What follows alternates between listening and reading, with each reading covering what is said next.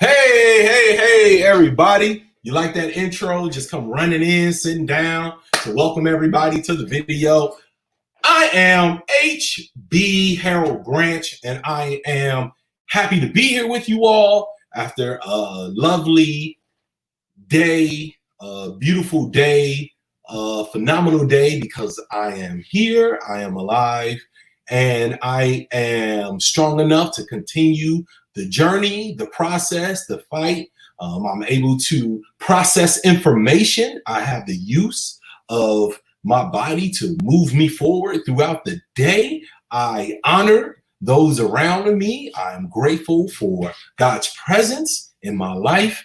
I am grateful even for the challenges that I have because those challenges make me stronger and bring out my strengths in other forms and fashions. The things that I may have seen as deficits in both my personality, maybe my physical, maybe my mental or emotional, I have learned to appreciate and love those very things that I once felt some kind of way about.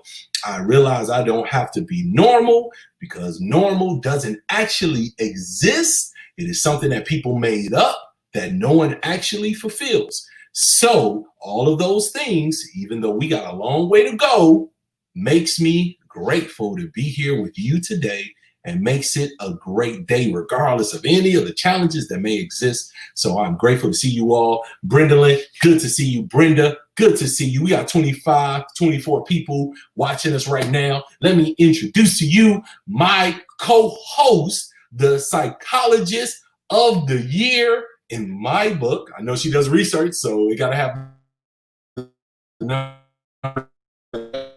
So for me, okay, look it up. Psychologist of the year, my amazing, great, phenomenal friend, beautiful soul, beautiful spirit who works with our military right now on trauma and other challenges. So we appreciate her as a veteran herself for what she does and brings to the table. And you all love her. You've been with her for about 3 weeks. Dr.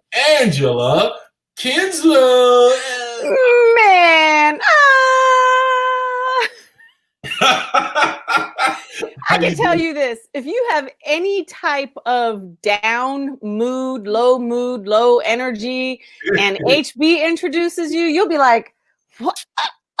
Yeah. So thank you. It's so beautiful. I grew up watching WWF. So, not WWE. You grew up with WWF.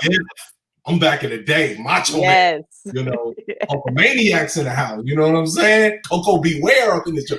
Long story. Dwayne Johnson. Oh, wait, stop.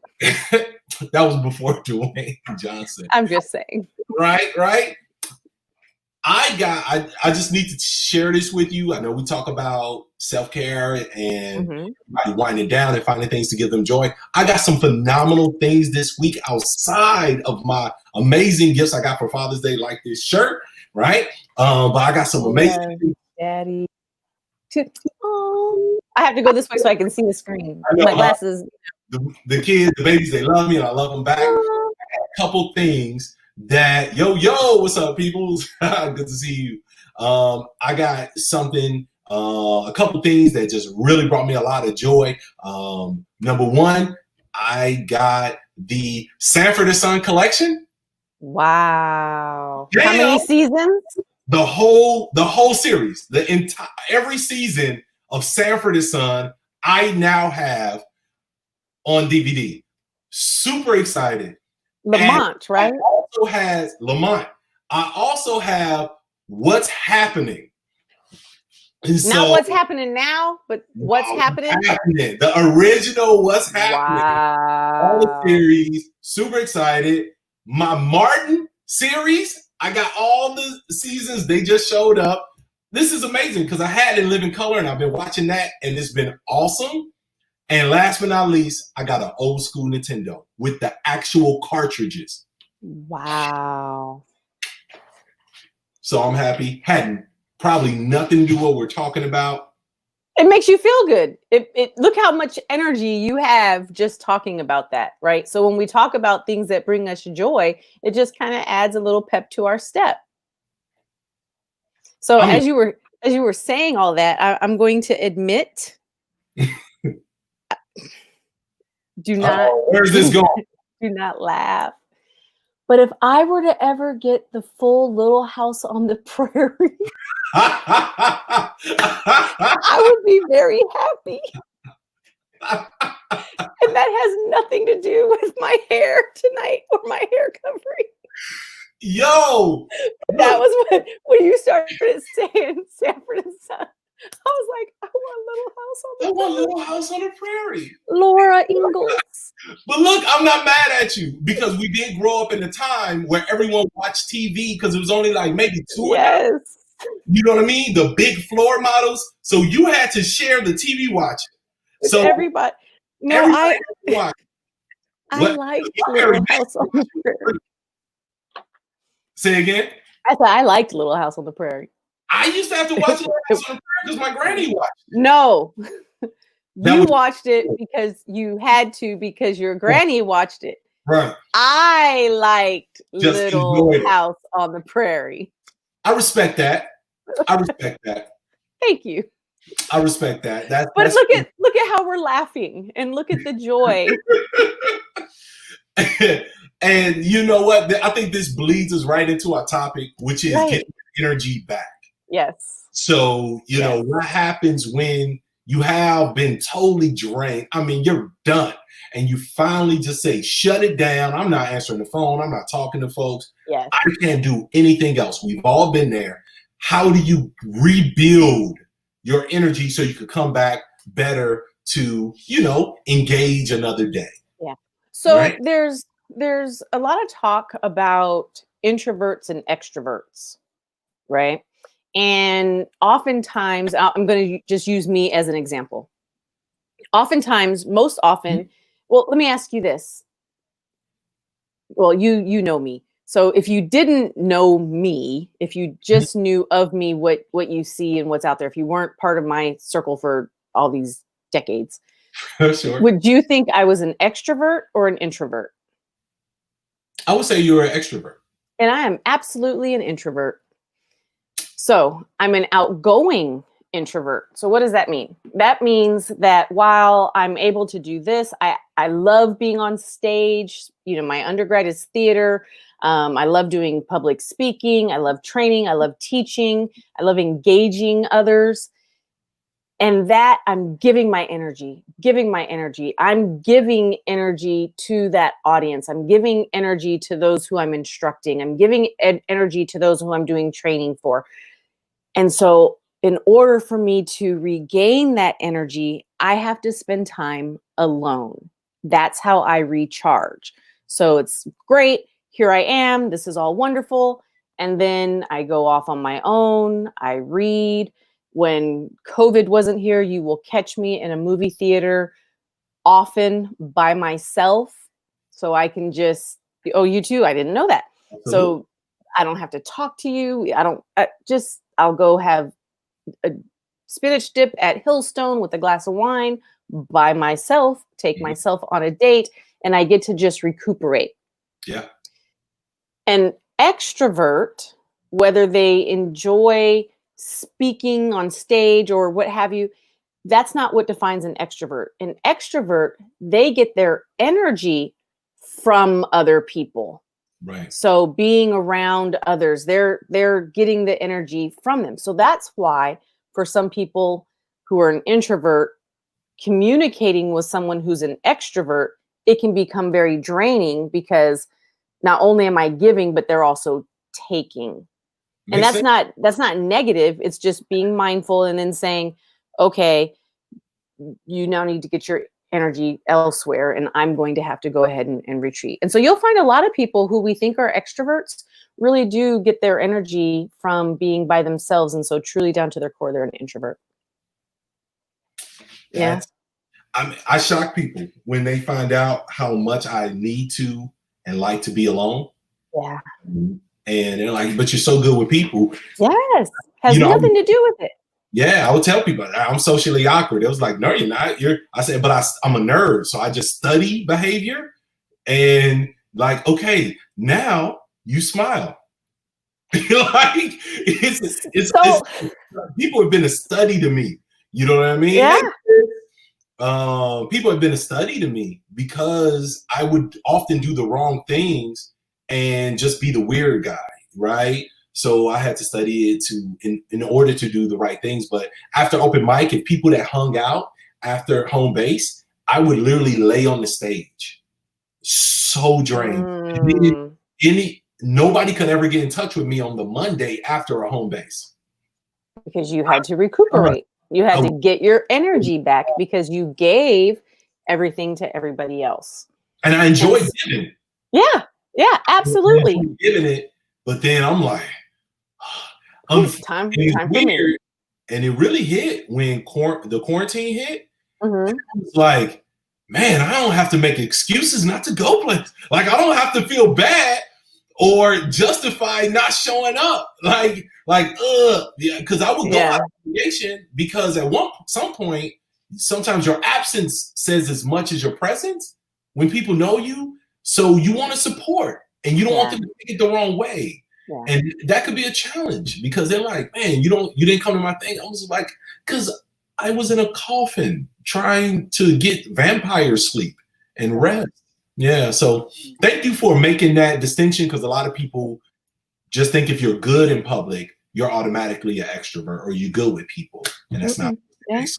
And I'm finding that there's many people who are in the public eye or who are leaders in the community truly are introverts, and not one is better than the other. It's just being aware of how do I get my energy. So for the true extroverts, it's hard. Quarantine for people who need to be around others to get energy, this is difficult. So these are the people who you have to continue doing Zoom meetings. You have to continue doing video chats and, being on email and finding ways that you can maintain social, not distance, but being socially active. So that way you don't go into a slump and not have energy. Yeah. Right. Yeah. So what are some things that you do to rebuild your energy? So being alone is one, taking time, right? And what that you do that allows you to get that energy back? So